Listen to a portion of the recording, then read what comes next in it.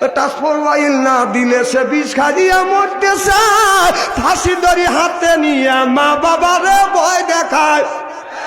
মা বাবা ভয় পায় ফোনটা দিচ্ছে কি নিয়ে, এইভাবে ইমান কি আর রাখা যায়? কি বেদি হইয়াছে সোনার বাংলায় বন্ধুরে, কি বেদি হইয়াছে সোনার বাংলায়।